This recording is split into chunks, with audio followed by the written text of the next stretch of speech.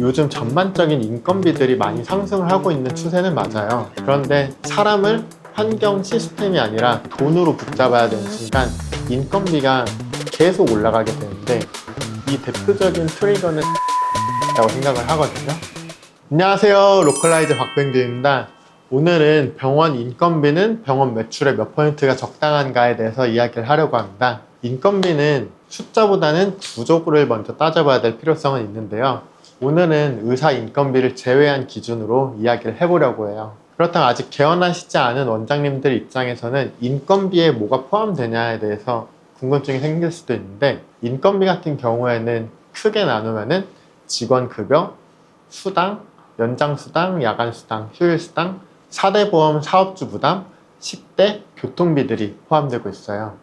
우선 적정 비율에 대해서 따져보면은 과목이나 모델마다 다르겠지만 로컬 외래 기준으로 체감 범위를 잡아보면은 20% 중후반대 정도면 좀 건강하게 유지가 되고 있는 거고, 좀 주의 단계는 30%에서 35%, 조금 많이 나간다, 그렇게 되면 35% 이상이 인건비가 좀 많이 나가는 병원의 축에 속해요.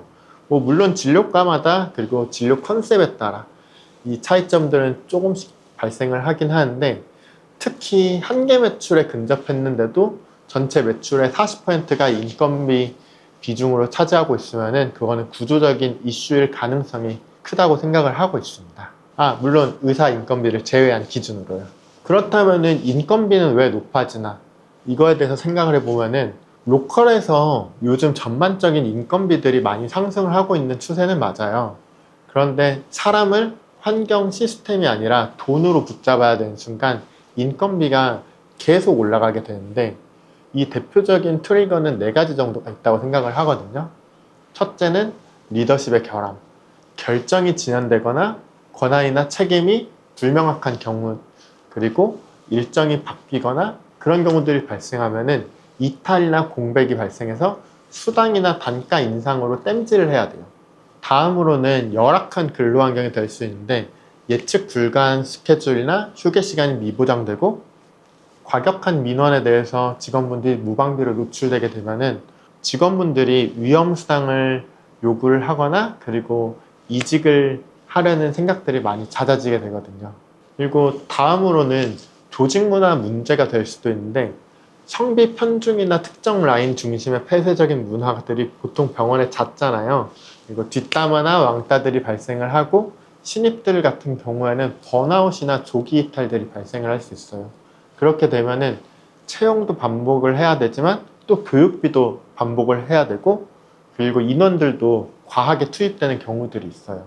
추가적으로 조직 내에서 일하는 분위기가 형성이 되지 않게 되는 경우에는 뭐만 하면은 불평 불만들이 터져 나오면서 추가 채용을 요구하는데, 퇴사의 리스크가 있다 보면은 병원을 굴리기 위해서 불필요한 채용을 추가적으로 할 수밖에 없게 됩니다. 그런 것들은 결국 인건비 과중으로 이어질 수밖에 없고요. 그리고 시스템적인 문제들이 있는데, 시스템을 부재를 하게 되면은 스킬이랑 업무량이랑 미스매치들이 나오게 되는 거죠. 고숙련자들이 단순 업무를 하게 되고 저숙련자들이 고난도 업무들을 하게 되면은 단순하게 반복적인 업무들도 많이 생길 뿐더러 업무의 생산성 자체가 잘 나오지 않게 되더라고요.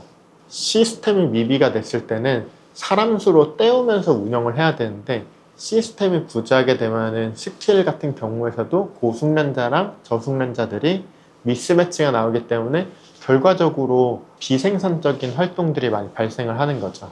오늘의 이야기의 결론은, 사람을 돈으로 붙잡기 시작하면은 35%에서 40%에서 내려오긴 되게 어렵더라고요. 시스템을 갖추고 문화를 만들게 되면은 자연스럽게 인건비 비중이 줄어들면서 영업이익률들을 높일 수가 있습니다.